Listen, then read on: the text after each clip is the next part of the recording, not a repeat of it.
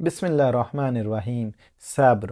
دوستو، تین باتوں کا خیال رکھنا: مصیبتوں پر صبر، نعمت پر شکر، قضائے الہی پر رضا۔ یہ تینوں باتیں کشائش احوال کا بہترین سبب ہیں اور اہل ایمان نے انہی کے ذریعے دنیا و آخرت کے بلند ترین درجات حاصل کیے ہیں۔ دوستو، اپنے نفس کو مصائب پر اس طرح خوش رکھنا جیسے نعمتوں پر خوش رہتا ہے۔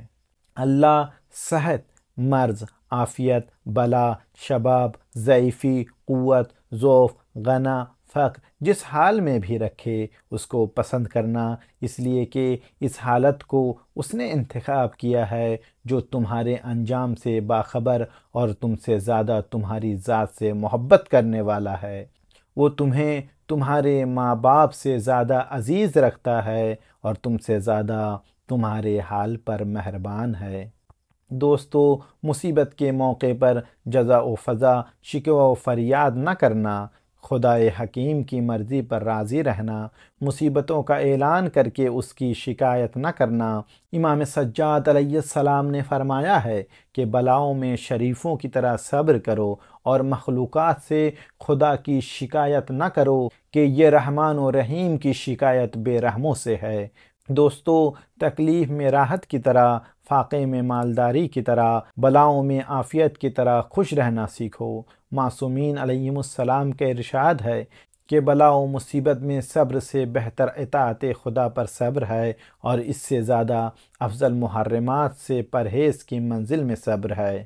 مرسل اعظم صلی اللہ علیہ وآلہ وسلم کا ارشاد ہے کہ جس شخص نے بھی مصیبت پر باقاعدہ صبر کر لیا، اللہ اس کو 300 درجات عنایت فرمائے گا کہ ہر درجے کی بلندی زمین و آسمان کے فاصلے سے زیادہ ہوگی، اور جس نے اطاعت پر صبر کر لیا اسے 600 درجات عنایت کرے گا، جن میں سے ہر ایک کی بلندی تحت الثری سے عرش اعظم کے برابر ہوگی، اور جس نے معصیت کے مقابلے میں صبر کر لیا اسے 900 درجات عنایت کرے گا، جن میں سے ہر ایک کی بلندی آخر زمین سے آخر فرش تک ہوگی۔ علماء اخلاق نے صبر کے چند مراتب قرار دیے ہیں۔ خواہش کے مطابق صحت و سلامتی، مال و جاہ، کثرت عشیرہ، اسباب زندگی، لذات دنیا کی طرف میلان سے صبر، کہ یہ انتہائی ضروری کام ہے اور اس میں غرق ہو جانا ہلاکت کا سبب بھی ہو سکتا ہے۔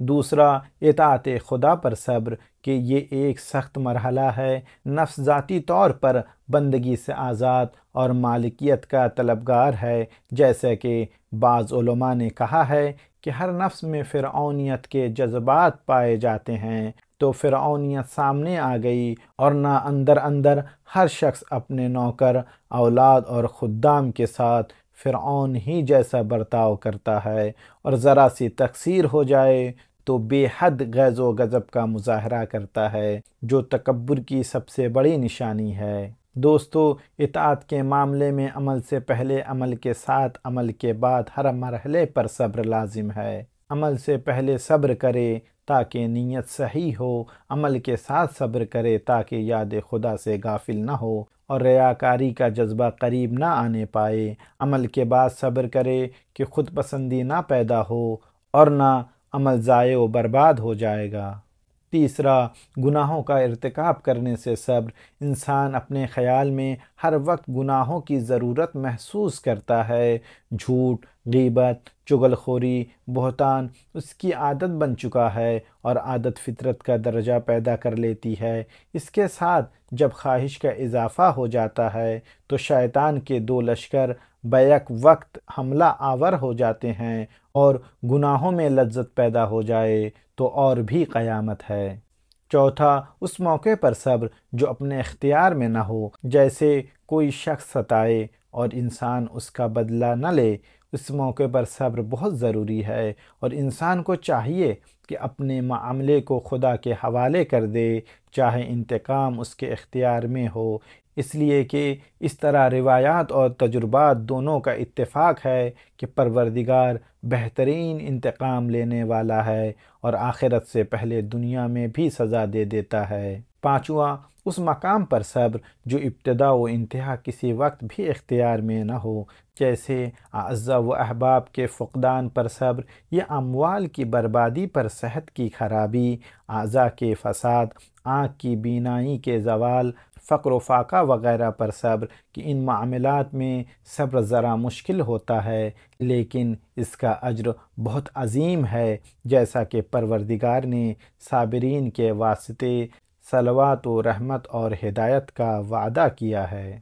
ہمارا مقصد صرف اسلام کی دفاع اور اسلام کو فروغ دینا ہے، اور اگر یہ ویڈیو آپ کو اچھا لگے تو اس ویڈیو کو اپنے دوستوں اور رشتہ داروں تک اپنی ذمہ داری سمجھ کر ضرور شیئر کرنا۔